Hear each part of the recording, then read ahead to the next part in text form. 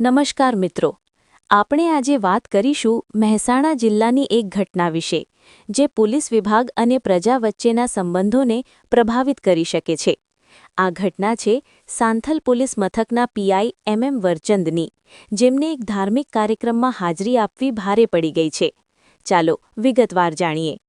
મહેસાણા જિલ્લાના સાંથલ પોલીસ મથકના પીઆઈ વરચંદને એક ધાર્મિક કાર્યક્રમમાં આમંત્રણ મળ્યું હતું. આ કાર્યક્રમ કટોસોડ ગામમાં યોજાયો હતો, જ્યાં રાત્રે ડાયરો યોજાયો. પીઆઈ વરચંદ આમંત્રણને માન આપીને ત્યાં પહોંચ્યા. ડાયરાની મોજમાં આવેલા લોકોએ પરંપરાગત રસમ મુજબ તેમના પર ચલણી નોટોની ગોર કરી, એટલે કે રૂપિયા ઉડાડ્યા. આમ તો આ એક સાંસ્કૃતિક પ્રથા છે, જેમાં આમંત્રિત મહાનુભાવો પર આયોજકો અને સમર્થકો દ્વારા આવું કરવામાં આવે છે. અનેક જગ્યા ઉપર આ જોવા મળે છે અને તેને માન સન્માનનું પ્રતીક માનવામાં આવે છે. પરંતુ અહીં વાત અલગ છે. આ ઘટનાનું વિડિયો વાયરલ થયો અને તેમાં કહેવામાં આવ્યું કે પીઆઈ પર નોટોનો વરસાદ કરનારા કેટલાક લોકો દારૂના ધંધા એટલે કે બુટલેગરો સાથે સંકળાયેલા છે. હવે જરૂરી નથી કે પીઆઈ વરચંદને આ વાતની ખબર હોય. ડાયરા જેવા જાહેર કાર્યક્રમમાં હજારો લોકો આવે છે અને કોણ કેવા ભાવથી રૂપિયા ઉડાડે તે કહેવું મુશ્કેલ છે. તેમને તો બસ આમંત્રણને માન આપવા માટે ત્યાં જવું પડ્યું હતું.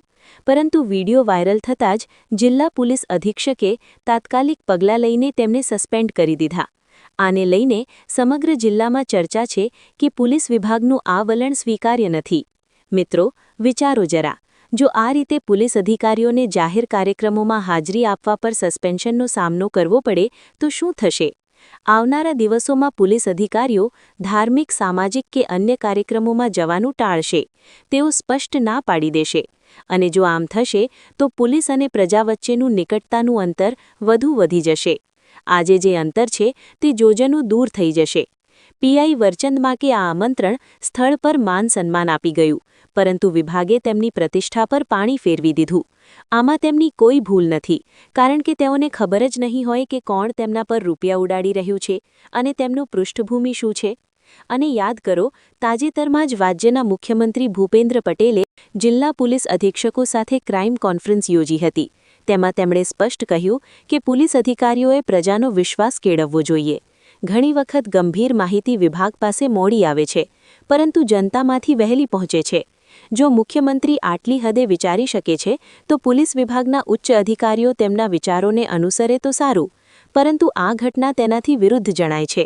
મિત્રો, આ ઘટના આપણને વિચારવા મજબૂર કરે છે કે પોલીસ વિભાગે તેમના અધિકારીઓને કેટલો વિશ્વાસ આપવો જોઈએ અને પ્રજા સાથેના સંબંધોને કેવી રીતે મજબૂત કરવા. જો આવી કાર્યવાહીઓ વધશે તો પોલીસ પ્રજાથી દૂર થશે અને તે કોઈના હિતમાં નથી. તમારા વિચારો કોમેન્ટમાં જરૂર જણાવજો. ધન્યવાદ.